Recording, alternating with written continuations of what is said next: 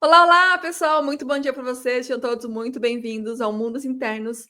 E a gente chegou no final do mês de junho, onde no Diário Estoico estudamos sobre solução de problemas. Então, se você perdeu algum vídeo por aqui, volte e veja todos. Veja desde o começo do ano, se for possível. E é possível, porque eles são curtinhos. E, gente, foi difícil, né? Vocês acham que foi difícil? Conseguiram aqui ter mais recursos para resolver seus problemas? Mas não acabou ainda. Hoje, no dia 30 de junho, a gente ainda tem o último ensinamento sobre. A voz tá difícil esses dias. A gente vai falar: o obstáculo é o caminho. Diz o seguinte: embora seja verdade que outra pessoa possa impedir nossas ações, ela não pode impedir nossas intenções e nossas atitudes, que têm o poder de ser condicionais e adaptáveis. Pois a mente se adapta e converte qualquer obstáculo à sua ação em um meio para levá-la a cabo. Aquilo que é um impedimento à ação é transformado em ação antecipada. O obstáculo no caminho torna-se o caminho. Marco Aurélio, Meditações. Hoje acontecerão coisas que serão contrárias aos seus planos. Se não hoje, certamente amanhã. Como consequência desses obstáculos, você não poderá fazer o que planejou. Isso não é tão ruim quanto parece, porque sua mente é infinitamente elástica e adaptável. Você tem o poder de usar o exercício estoico de virar obstáculos de cabeça para baixo, tomar circunstâncias negativas e usá-las como oportunidade para praticar uma virtude ou forma de excelência não pretendidas. Se alguma coisa o impede de chegar a seu destino a tempo, é uma chance de praticar a paciência. Se um funcionário comete um erro dispendioso, é uma chance de ensinar uma lição valiosa. Se uma falha técnica do seu computador apaga seu trabalho, é uma chance de recomeçar do zero. Se alguém o magoa, é uma chance de praticar o perdão. Se algo é difícil, é uma chance de ficar mais forte. Tente essa linha de pensamento e veja se existe situação em que não se pode encontrar alguma virtude para praticar ou obter algum benefício. Não há. Todo impedimento pode adiantar a ação de uma maneira ou de outra. E adiantar a ação é como a gente vai reagir àquilo, né? É a gente tomar as dificuldades, os obstáculos, as adversidades como um recurso de aprendizado, como um recurso de aprimoramento, para que a gente possa exercer, praticar virtudes que às vezes são difíceis de a gente praticar. Paciência é difícil para algumas pessoas. Tem pessoas que são pacientes assim, nossa, dá até inveja, né? Mas tem pessoas que são muito impacientes, que são. É difícil para essas praticar paciência. Perdão. Eu gostaria de falar um pouco sobre o perdão para vocês hoje. Porque o perdão, às vezes, é difícil de a gente entender o que é e como faz. Eu vou dar alguns exemplos, porque eu acho que com exemplos a gente consegue aprender melhor, né? Então, aqui no livro ele fala sobre quando alguém nos magoa, né? E esse magoar pode ser bem profundo, pode ser uma coisa bem grave, né? Que alguém nos fez e que a gente precisa perdoar. Tem quem fale que não tem coisas que são imperdoáveis, que não devem ser perdoadas. E tem aqueles que dizem que deve se perdoar a todos 70 vezes 7, né? Tem essas diferenças.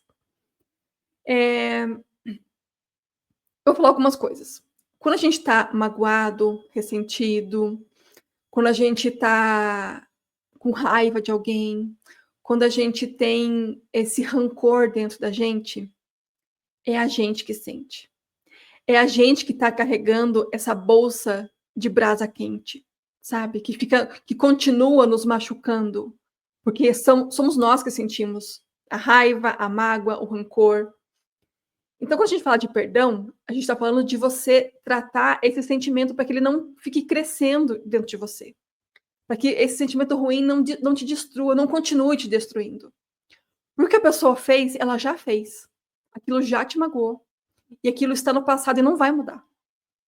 A ação da outra pessoa com relação a você, o que te afligiu, o que te muitas vezes prejudicou profundamente, o que te marcou profundamente, não vai mudar.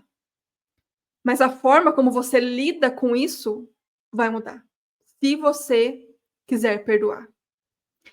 E aí, eu quero deixar bem claro, mas muito claro, que não existe a obrigatoriedade de você continuar a conviver com pessoas que te afligiram grandes dores emocionais, físicas.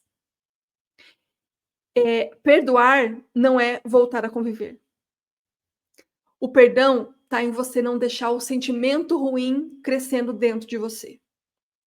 É você não querer devolver na mesma moeda, por exemplo. É você não ficar se açoitando por anos, muitas vezes, por décadas, por aquela coisa que te fizeram.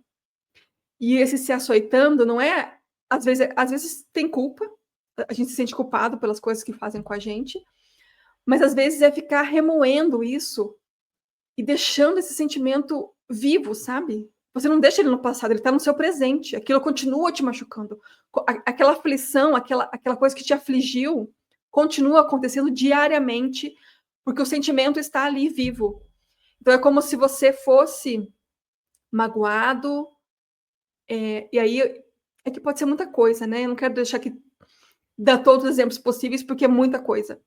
Mas aquilo que faz você carregar esse sentimento ruim de brasa quente que continua te machucando, o fato que aconteceu não vai mudar, porque ele está no passado.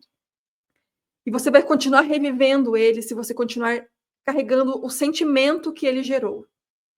Então, quando você consegue não mais carregar aquele sentimento ruim que esse fato gerou, isso é perdão. Isso é perdão. E aí, de forma nenhuma, eu jamais vou dizer para alguém, para essa pessoa voltar a conviver com quem abusou dela, por exemplo. Tô falando de abuso físico, de abuso sexual, sabe, de coisas realmente muito graves e muito, que marcam demais uma pessoa. Eu jamais vou dizer para você: "Perdoe, deseje o bem". Você pode desejar o bem para essa pessoa e pode ser de longe, tá tudo bem. Ficar longe, muitas vezes, é parte da cura, porque se você se expor ao risco novamente, é possível que aconteça de novo, infelizmente, porque abusadores não têm esse filtro. Claro que eu acredito em arrependimento,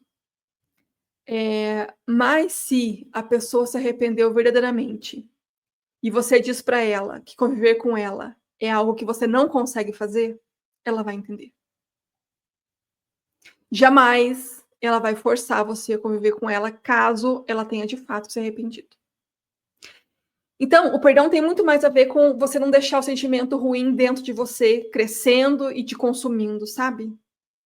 Tá muito mais nesse lugar de você se libertar da dor, do que você de fato conviver com aquela pessoa que pode ainda te ferir de alguma forma. Tem quem consiga, tem quem não consiga.